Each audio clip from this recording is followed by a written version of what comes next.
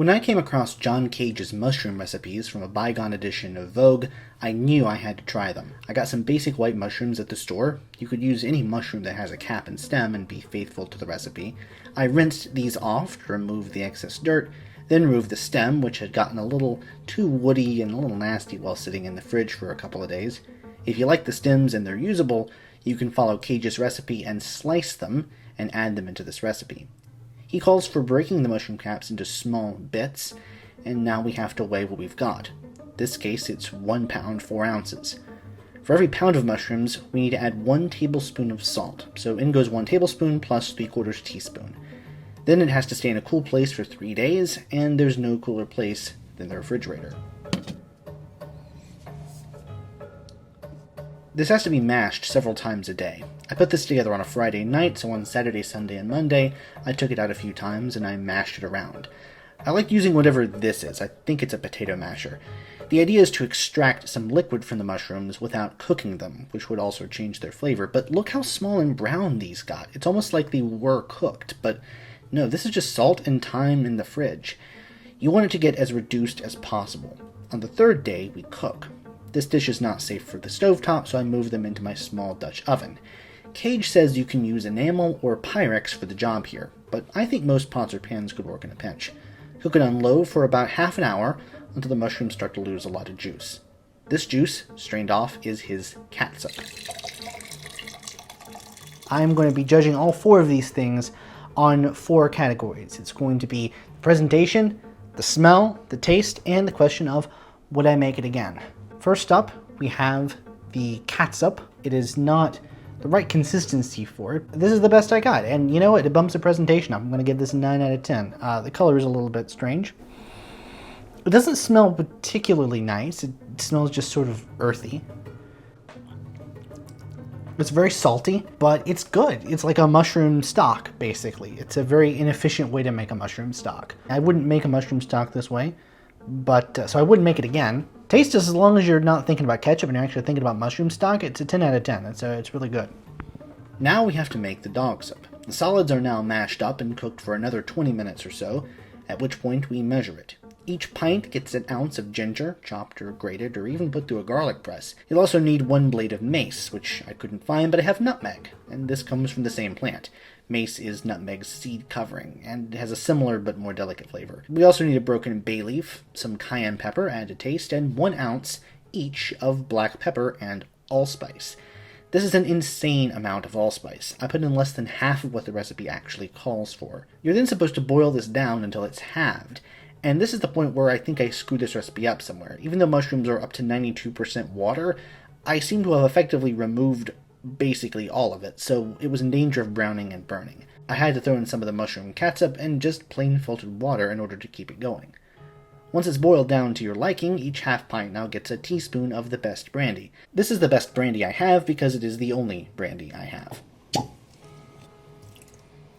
Cage says to bottle, cork, and seal it for a year, but I'm just going to bottle it and put it into the fridge once it cools off. I did try to put it into an actual bottle, but to no avail. I tried to smooth it out with a hand blender and more water and mushroom stock, but also to no avail. What I'm not looking forward to so much is the dogsup. I will give Cage a little bit of credit here, and he says that this stuff needs to be aged for a year, and I made it like a couple of hours ago. I'm just going to get a little bit of it here. It has a texture of like lentils, like really overcooked lentils, mixed with potting soil.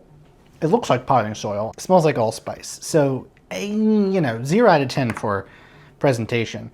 Smells kind of like Christmas, right? Depends on how much you like Christmas. I'm going to get a 7.5 out of 10. Flavor, overwhelming, overpowering. I think because he compared this to ketchup, I'm going to have to rank it against ketchup. It's going to be a 2 out of 10. Although I will say that it has not been fermenting for a year, and I think I probably messed up the recipe because it didn't seem to boil down in the way that it needed to. Would I make it again? Absolutely not. It took multiple days. The end product is not actually that great, but I will probably keep it around for another year and update you then. Now that we have our dogsup, we can try to make Cage's salad dressing. This is the juice of half a lemon or 1 lime. I'm going with a lemon because I like it more in salads, but you do you. 2 tablespoons of dogsup, a pinch of cayenne, some freshly ground black pepper, kosher salt, and 3/4 cup of heavy cream. This is rich and it packs a lot of flavor and heat depending on your cayenne level, so it makes sense that Cage would serve it on peppergrass, watercress, chopped horseradish leaves, catbrier, and bitter cress. These aren't the most available greens in my part of the world this time of year, so I substituted arugula. Even the stuff from the grocery store are going to pack a peppery punch and hold its own against this dressing. The presentation in this form is excellent. I mean, it looks like a nice cultured ranch dressing. I'm a little worried that I'm going to hit a nice big unground pepper. 8 out of 10. I mean, it's a salad, so it can't go that high. It smells fantastic. I'm just confused. There's a lot of weirdness going on. And some of that's going to be the arugula, right? Biting back. The arugula's got kind of a peppery bite. There's a reason I'm going in for seconds, actually. It's not the worst thing in the world. I mean, I'd eat this whole thing. It's not my favorite salad dressing. But once you're used to it, it's okay.